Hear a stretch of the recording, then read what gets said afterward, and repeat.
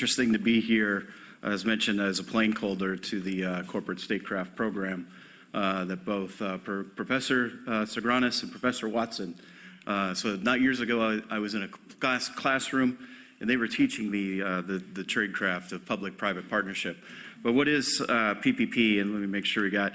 And instead of me sitting back here and just talking, I wanted to put together this presentation to give you more of a visual impact of what private-public partnership is. PPP, P3, it's an actually defined term and a very robust program with the World Bank, as you'll see. But I do give a few examples, and I have some examples in several sectors: innovation, public health, critical infrastructure, to include energy, transportation, and water management, defense and military industrial base, which John has talked about already, and then an area that I see the greatest need for PPP is cybersecurity. And I put this here. We were talking about Russia and Ukraine and the conflict, but it was 2006 actually that the public-private partnership was proposed, and this was guidance provided initially by the United Nations. And this was during the G8 summit that President Vladimir Putin in Russia and St. Petersburg had hosted, and that led to a strategy for PPP in how to defeat, how to counter terrorism at that time. This just gives you some figures, some facts. That's an older version of the PPP worldwide, looking at costs. This is more current, I believe, 2023, but more importantly, it matches you up to the GDP of that particular country's region. So 2003, that actually should be 2023, private sector investments in infrastructure was a little over 86 billion. Of that, China, Brazil, the Philippines, India, and Peru received the largest percent. And that was based on a World Bank PPI annual report. And again, that's 2023. For those that are more in the technical assistance area, I'll breeze through this, but these are the different types of PPP, P3. And there actually are some tools. I mentioned the World Bank. They actually have a PPP resource center. They have toolkits that businesses, academia, and governments can use to set up contracts. The Asia Development Bank that's an older handbook. The ADB is actually a part of the coalition with the World Bank. The UAE, the Ministry of Finance, has actually created legal authorities for PPP and P3 in their country. And then, of course, in my country, the U.S., I have another slide on critical infrastructure, but we have what's called the Build America Bureau. The Heritage Foundation, which is a kind partner with the Danube Institute here, in 1999 wrote an education report on PPP. And I've met two good friends here from Canada. There you see Nova Scotia was an example in the late 90s. 41 new schools were built as a collaboration between private and public partnership, looking at the elementary level schools. And here I wanted to look at the university level. This is very recent, 2023. A little over 75% of universities feel that they have a need for PPP or P3 activities and initiatives. And this just gives you a breakdown of the type of activities that they're hoping to initiate PPP programs in the universities. And now we look at public health, very quick case here. The Cameroon pipeline. This was initiated by the World Bank. I mentioned the PPP program of the World Bank, but it was a coalition, ExxonMobil, the Ministry of Health, and another oil company, the Cameroon Oil Transportation Company in Cameroon. And this wasn't about corporate power. This was about malaria, a disease that was killing thousands of millions in Cameroon. And so there you can see the effects of PPP initiatives and projects. Critical infrastructure. I'm a conservative. Most of us here are conservatives. And as I mentioned, it's nice to see colleagues. Some of them I've met at CPAC, which I have my understanding CPAC Hungary was a great success this past year. But there are bipartisan neutral models. And the greatest model that I could identify is in critical infrastructure. And here we actually have the Heritage Foundation and the Brookings Institute agreeing on something, and that is the fact that critical infrastructure and the use of private-public partnership works. From an American perspective, we had executive order in July 2016 that initiated the Build America Bureau. In April 2019, President Donald J. Trump, he met, and I put dismissive, Democrat leadership to try to push a $2 trillion package for critical infrastructure, which I also believe served as a foundation for the bipartisan bill that was recently passed under the Biden administration, which was a little over $550 billion infrastructure project. And I give one example of the Port of Miami Tunnel.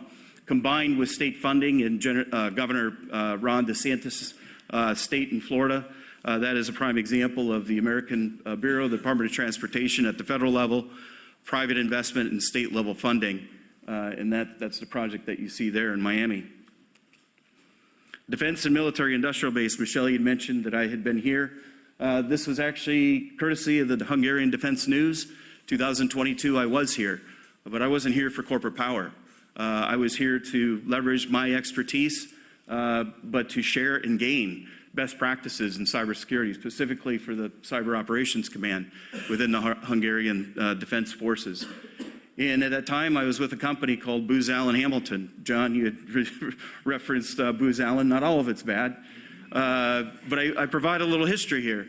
Expanding from World War I to World War II in helping to improve intelligence operations for the Navy and contributions to Pearl Harbor assessment, to where it is today, one of the more trusted consultants in the area of artificial intelligence for government agencies. And here I talk about cybersecurity. This was a report that was just recently released by ENISA in Europe. The threat is still there. The threat will never go away. I highlight a threat assessment from the Office of Director of National Intelligence. I didn't contribute to this one, but I have in the past to two others in earlier years. And there's also a survey recently in 2023 that 50% of Americans view China as a threat versus Russia at 17%.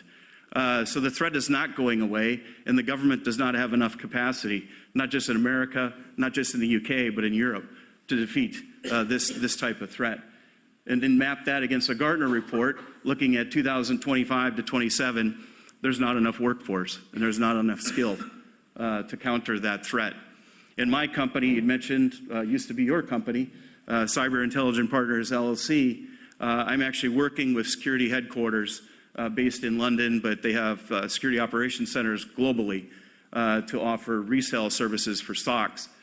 To address that one problem right there, 83% of small and medium-sized businesses don't have the capacity and are ignoring all the threats. And that could be something like ransomware. I mentioned China, North Korea, Iran, and other countries are just as much of a threat. These are some of the positives of PPP, and we know as good conservatives, common sense privatization initiatives, school choice, and looking at other costly big government programs like retirement and healthcare, supply chain benefits, economy jobs, and even life-saving. And this is a prime case study here. The COVID-19 vaccination development and delivery, Operation Warp Speed. And here you can see all the different moving parts of public-private partnership, which save lives. And later on, if we had some time, I have a 2-minute video if you want to learn more about Operation Warp Speed.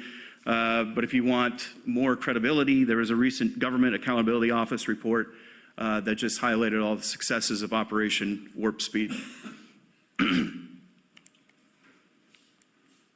But there are some negatives, and we've heard about them already, starting with our first esteemed speaker, the political director, the political agendas, the globalist New World Order influence, which I think aligns with political agendas, and as you'll see in the EU, unaccountability and lack of oversight. And I highlight this as a case study. I was at a conference in Las Vegas earlier this year, and I actually addressed the crowd. This is an audience of CEOs, and I asked how many were parents, how many, of course, were business owners. And then I highlighted a fact. There's a group called the Trevor Project that has identified over 50 genders that's beyond male and female. And then I asked those CEOs, how many are ready for play dates for 50 potentially different genders of kids coming over to their house, or changing policy in their company to compensate for genders beyond a male and a female.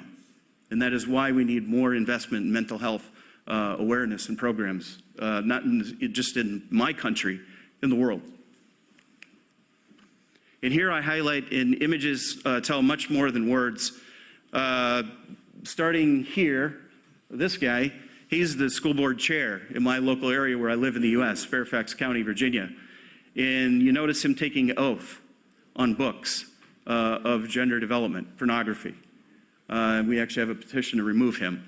Lord Frost was here earlier. I think he might be familiar with the Tavistock Clinic in the UK, where I lived for quite a while. They're just now starting to realize the impacts of the multi-billion-dollar industry of transgender surgeries.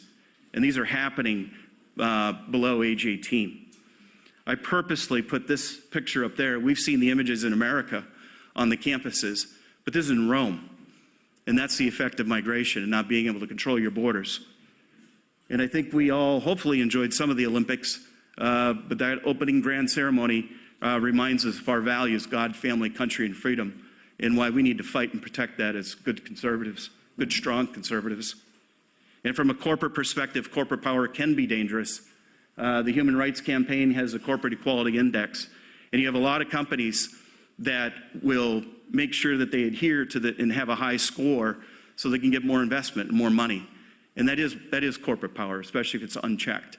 And Department of Transportation is a prime example with some of their equity policy. I'm fine with gender. We want more women empowered and to be in leadership positions. But 48 other genders? I mean, are we ready for that? And that's a real threat, actually, especially in our election coming up in the US in November. And then I was asked to provide a few recommendations.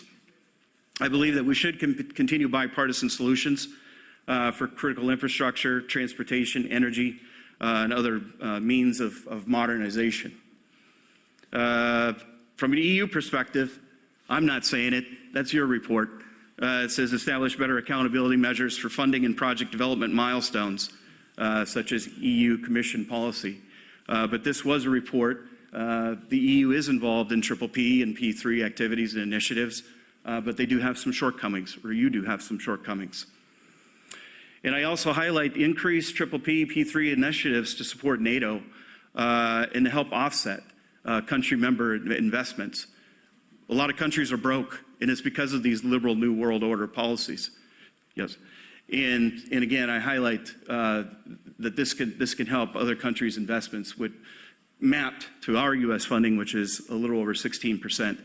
And then finally, expand the DEI Dismantle Act, which VP nominee U.S. Senator J.D. Vance has actually introduced in Congress. Expand that beyond the U.S. and look at more robust international policies. And I'd just like to leave on this thought of two leaders that remind us that we can fight to sustain the values that I think most of us believe in, and that is God, family, country, and freedom. And I just want to specifically thank, with a very sincere thank you, Daniel, leadership, and staff for having me here. And it's great to be back in Budapest. Köszönöm.